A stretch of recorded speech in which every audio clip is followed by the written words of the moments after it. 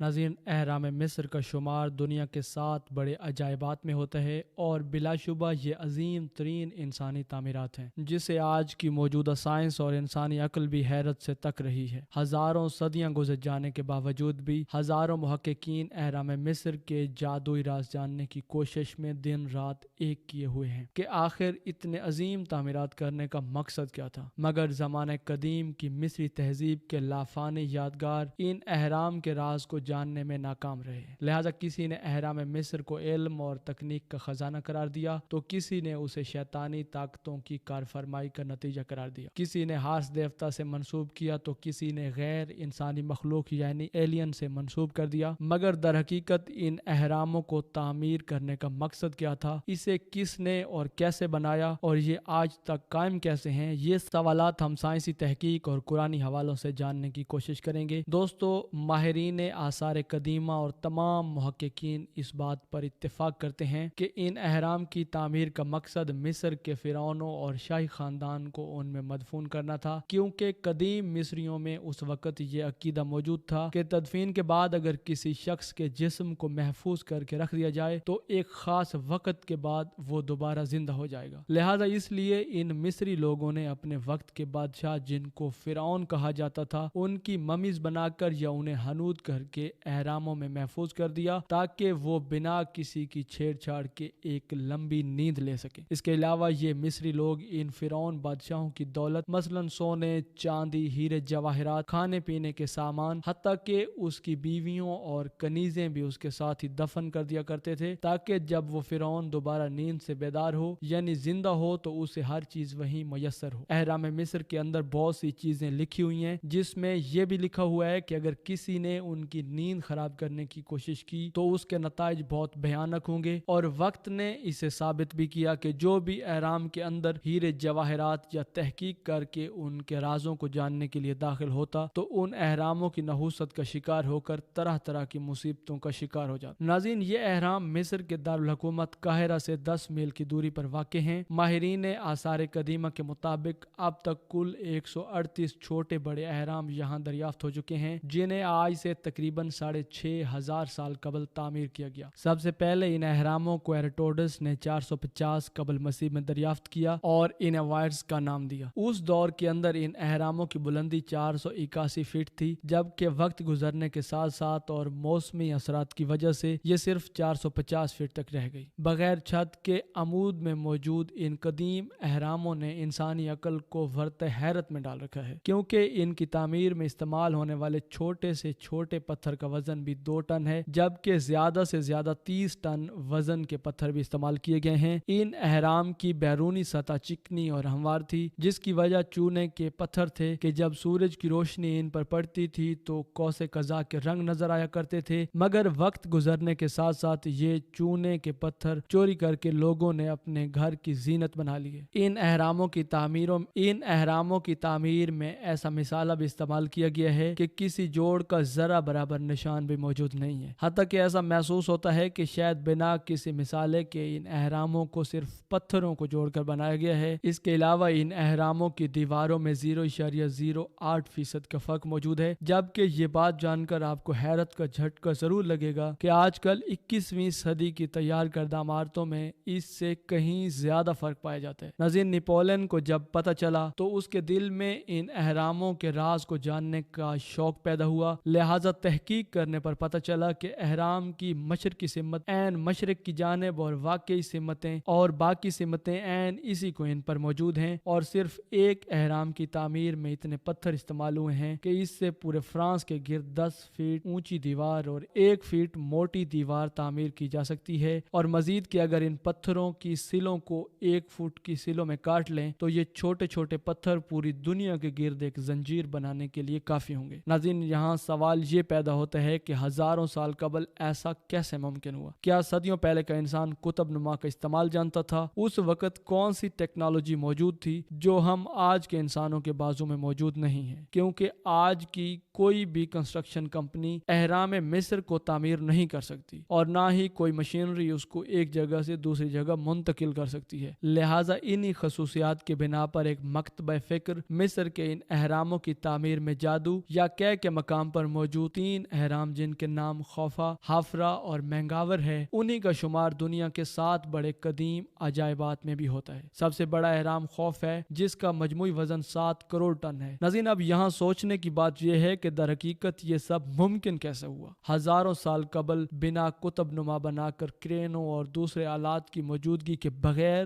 ان بھاری پتھروں کو اونچائی پر کیسے لے جایا گیا؟ انہیں اہراموں کی تعمیر سے متعلق کئی کہانیاں عام ہو چکی ہیں، لہذا ان سے حقیقت کو ڈھونڈ کر نکالنا نہایت مشکل ہو گیا۔ مثلا نیروٹوٹس کے مطابق ان اہراموں کی تعمیر میں 1,00,000 مزدوروں نے حصہ لیا، جنہوں نے 20 برس تک دن رات محنت کر کے ان عجائبات کو تیار کیا اور سینکڑوں ٹن پتھر اتنی نفاست سے جوڑے کہ ان کے درمیان جوڑ کی لائن تلاش کرنا بھی ناممکن ہے، جبکہ مصر کے ماہرین کا کہنا ہے کہ ان کے آباء و اجداد نے دستی اوزاروں کی مدد سے ان پتھروں کی سلوں کو تراشا۔ ان پتھروں کو تراشتے ہوئے انہیں غزہ تک پہنچایا گیا اور یوں ریگستان میں پہنچا کر اہرام تعمیر کیے گئے، مگر در حقیقت دوسرے زمانوں کے لوگ ناقابل یقین حد تک درستگی کے ساتھ یہی اہرام تعمیر نہیں کر سکتے تھے، کیونکہ پتھروں کی کانوں سے 26 لاکھ پتھروں کو کاٹنے کے لیے لاکھوں مزدور درکار تھے، لہٰذا ان لوگوں کے لیے انہیں سرمایہ حکومت وقت نے کہاں سے فراہم کیا ہوگا؟ اس کے علاوہ نہ ہی اس زمانے میں کوئی ڈائنامائٹ اور نہ ہی کوئی دھماکہ خیز مواد موجود تھا جن سے پتھروں کو تراش کر یا توڑ کر ان سے اہرام تعمیر کروایا جا سکے۔ اس کے علاوہ ڈوپنگ قبیلے کے افراد آج بھی یقین رکھتے ہیں کہ انسان کو ابتدائی علم سارس نامی ستاروں سے آنے والے ایک فطرتی کردار اور اہرام مصر کی تعمیر بھی اس کا کارنامہ ہے، جبکہ یہ بھی در حقیقت ایک کہانی معلوم ہوتی ہے۔ اس کے علاوہ دوستو، ایک انتہائی اہم نظریہ یہ بھی ہے کہ ان اہرام کی تعمیر میں آسمان سے آنے والی غیر انسانی مخلوقات نے حصہ لیا، جس میں ہارس نامی دیوتا کا نام قابل ذکر ہے، جسے روشنی کا دیوتا بھی کہا جاتا ہے، اور کہا جاتا ہے کہ اس نے ان اہراموں کو تعمیر کیا، مگر در حقیقت یہ ہارس نہیں تھا۔ ناظرین، فری میسر نامی خفیہ تنظیم سے یقیناً آپ میں سے بہت زیادہ لوگ واقف ہوں گے اور یہ بھی جانتے ہوں گے کہ اس کے تانے بانے اہرام مصر میں ملائے جاتے ہیں۔ اس کی وجہ سے یہ فری میسن نامی خفیہ تنظیم اسی ہارس دیوتا کو اپنا لیڈر تسلیم کرتی ہے اور اسے نہایت عزت کی نگاہ سے دیکھتی ہے، کیونکہ ان کا عقیدہ ہے کہ جب ہم زمین پر بسنے والے تمام افراد کو نظر میں رکھنے کے قابل ہو جائیں گے تو اس ہارس دیوتا کی آنکھ اہرام سے ابھرے گی اور اس طرح ان کی عالمی حکومت قائم ہو جائے گی، یعنی ان کا مسیحا اہرام سے نکل کر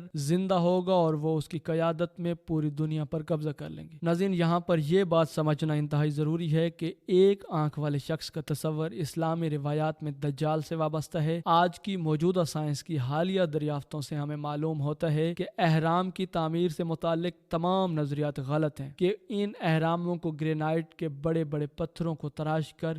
انہیں اونچے راستے یا ریمپ کے ذریعے اوپر پہنچایا گیا، کیونکہ در حقیقت یہ اہرام مصنوعی پتھروں سے بنائے گئے ہیں، جس کی تصدیق کئی سائنسی تجربات کے ذریعے کی گئی ہے۔ ناظرین، اس عظیم عمارت اور عجائبات کی بناوٹ کا ذکر قرآن پاک جیسی مقدس کتاب میں تلاش کرنے کی کوشش کرتے ہیں۔ حیرت انگیز طور پر ان اہراموں کی تعمیر کا ذکر قرآن مجید فرقان حمید میں 1400 سال قبل موجود ہے، جس میں اللہ سبحانہ و تعالیٰ ارشاد فرماتے ہیں: اے حمان، تو میرے لیے مٹی کو آگ میں پکا، پھر میرے لیے بلند عمارت بنوا تاکہ میں اس پر چڑھ کر موسیٰ کے خدا کا سراغ لگا سکوں۔ ناظرین، اس آیت مبارکہ میں فرعون حمان کو حکم دے رہا ہے کہ میرے لیے مٹی کو آگ میں پکا کر ایک بلند عمارت بنواؤ، اور اس کے علاوہ اس آیت میں مصری تہذیب کی طرز تعمیر کو بھی بیان کیا گیا ہے کہ یہ عمارات مٹی کو آگ میں پکا کر مصنوعی پتھر بنا کر تعمیر کی جاتی تھی۔ جبکہ ایک اور جگہ اللہ سبحانہ و تعالیٰ ارشاد فرماتے ہیں: فرعون نے کہا، میرے لیے ایک بالا خانہ بنواؤ، شاید کہ میں آسمان کے دروازوں تک پہنچ جاؤں اور موسیٰ کے خدا کو دیکھ سکوں۔ ناظرین، مصر کی تاریخ کئی ادوار پر مشتمل ہے، جس میں ہر دور کو ایک سلطنت سے تعبیر کیا جاتا ہے، اور ان ادوار میں چوتھا دور تاریخ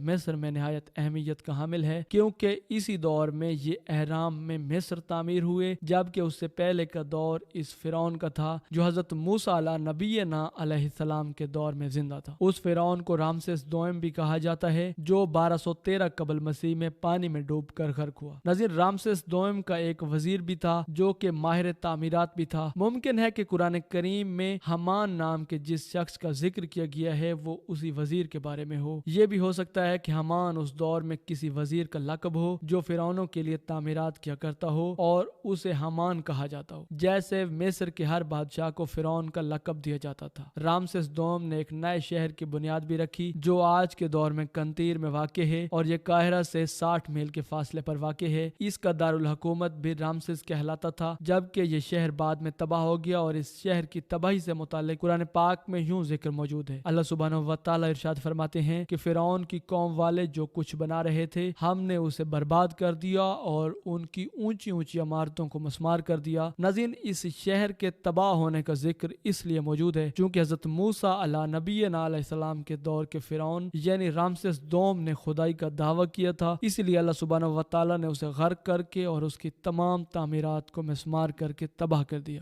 مگر اس کے بعد آنے والے فرعون نے یعنی چوتھے دور کے فرعون نے ایسا کوئی دعویٰ نہیں کیا تھا، اس لیے اس دور میں کیے جانے والے تعمیرات یہ اہرام مصر اب تک موجود ہیں۔ یہ اہرام 5 سے 6 ہزار سال قبل تعمیر کیے گئے۔ اس دور میں انسانیت تاریخ لکھنا نہیں جانتی تھی، یہی وجہ ہے کہ ان اہراموں سے ہزاروں کہانیاں وابستہ ہیں، جبکہ ان گنت ناول لکھے اور بے تحاشا فلمز بھی بنائی جا چکی ہیں، مگر ان اہراموں کے لاکھوں راز کھولنے کے باوجود کروڑوں راز پردوں میں کہیں چھپے ہوئے ہیں، جو ممکن ہے کہ آنے والے وقتوں میں انسانیت پر کھلتے رہیں۔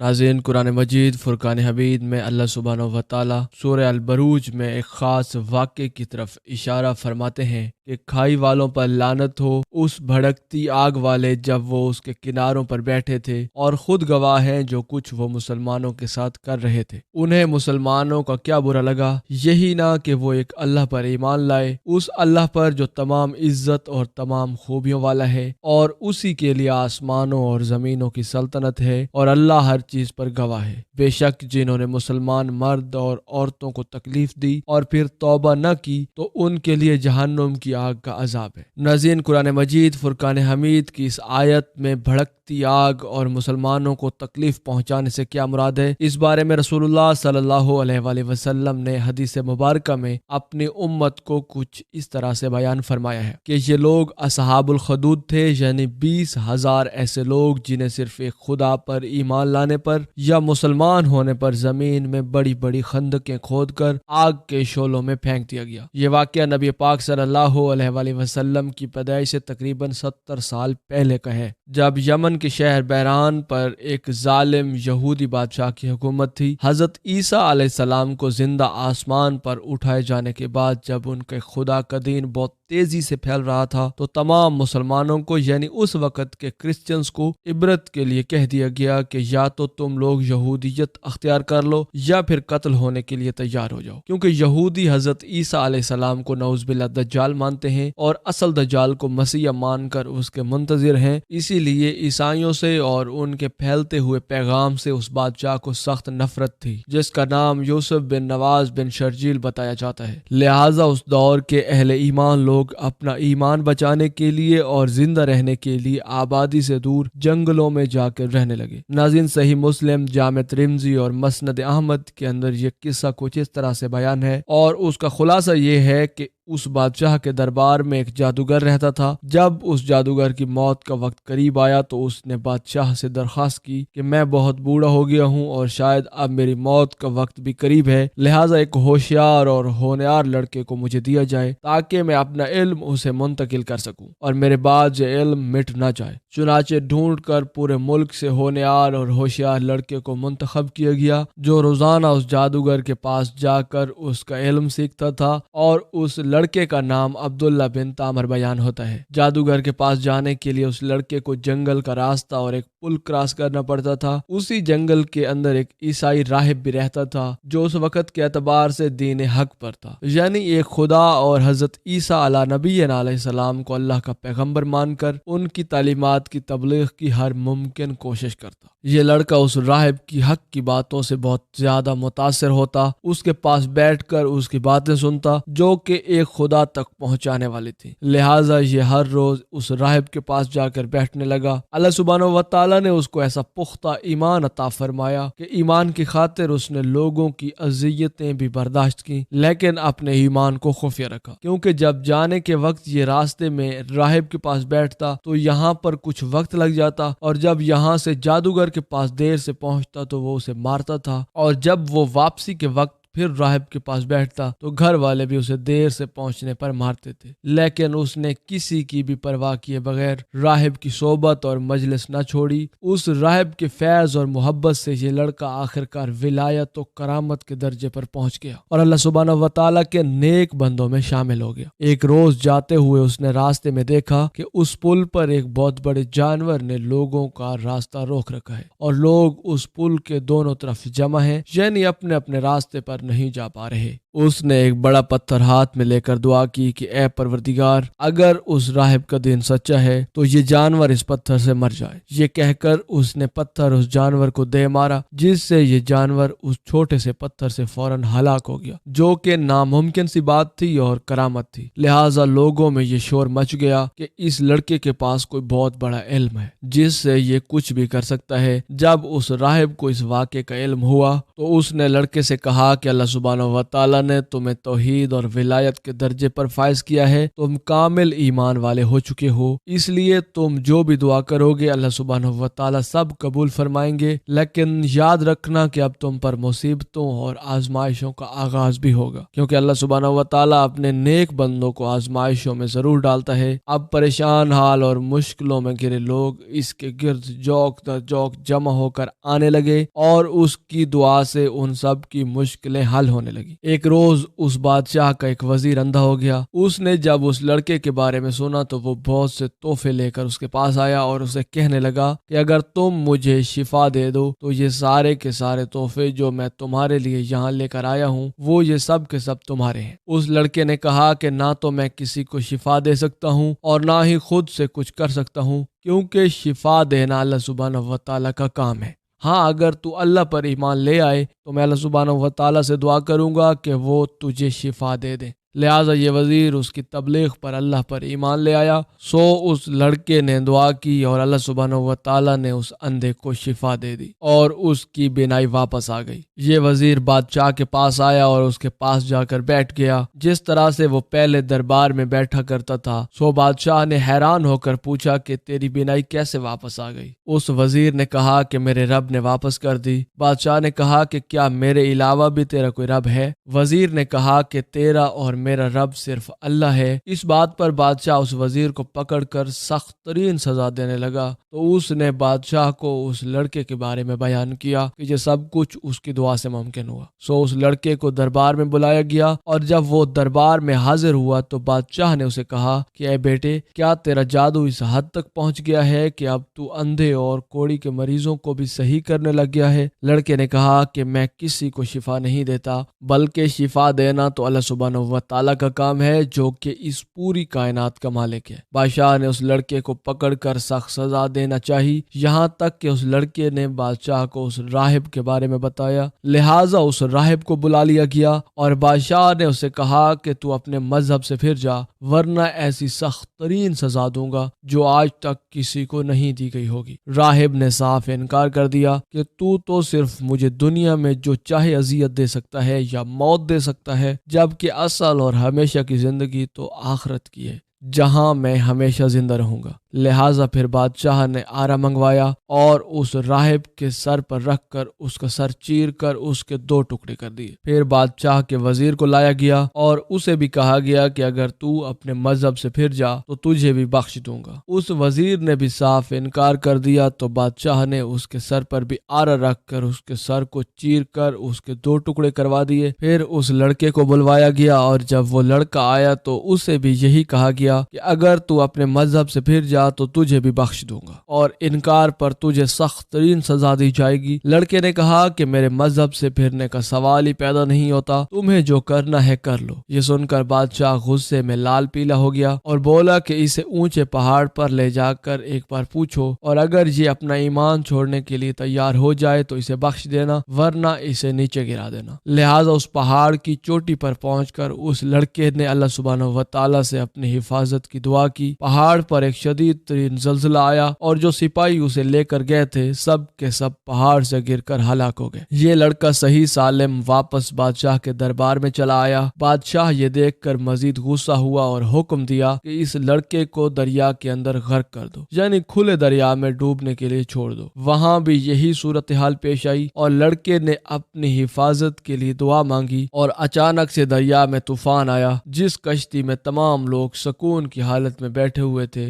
وہ الٹ کر سب سپاہیوں کو پانی میں ڈبا دیتی ہے سوائے اس لڑکے کے جو کہ بچ کر کنارے پر پہنچ جاتا ہے۔ آخرکار لڑکے نے ایک بار پھر بادشاہ کے دربار میں جا کر خود کہا کہ جب تک میرا خدا میرے ساتھ ہے تم میرا کچھ نہیں بگاڑ سکتے، ہاں لیکن میں خود تمہیں اپنے آپ کو مارنے کا طریقہ بتا سکتا ہوں، کیونکہ یہ لڑکا جانتا تھا کہ میں نے مرنا تو ایک روز ہے، تو کیوں نہ یہ جان اللہ کی راہ میں دی جائے اور جاتے جاتے حق اور دین کا پیغام بھی سب کے سب لوگوں تک پہنچ جائے۔ سو یہ بادشاہ سے کہنے لگا کہ تم شہر کے سب لوگوں کو ایک میدان میں جمع کرو، ان سب کے سامنے میرے ہاتھ پاؤں باندھ کر مجھے سولی پر لٹکاؤ اور یہ لفظ کہہ کر میرے سر پر تیر مارو کہ اس اللہ کے نام پر جو رب ہے اس لڑکے کا۔ چنانچہ بادشاہ نے ایسا ہی کیا اور ہزاروں لوگوں کو ایک مجمع کی صورت میں جمع کیا۔ سو یہی الفاظ پڑھ کر جب اس لڑکے پر تیر چلایا گیا تو یہ لڑکا اپنے رب کے نام پر خود سے قربان ہو گیا۔ یہ عجیب واقعہ دیکھ کر ایک دم سب لوگوں کی زبان سے ایک نعرہ بلند ہوا کہ ہم سب اس لڑکے کے رب پر ایمان لائے، بے شک اس کا خدا سچا ہے، ورنہ وہ لڑکا جو پہلے کئی بار ان لوگوں کے ہاتھوں موت سے بچ گیا اس بار خود اپنے رب کے نام پر سب کے سامنے قربان ہوا۔ سو یہ کوئی اتفاق نہیں ہو سکتا۔ ان لوگوں نے بادشاہ سے کہا کہ تم جس چیز کی روک تھام کر رہے تھے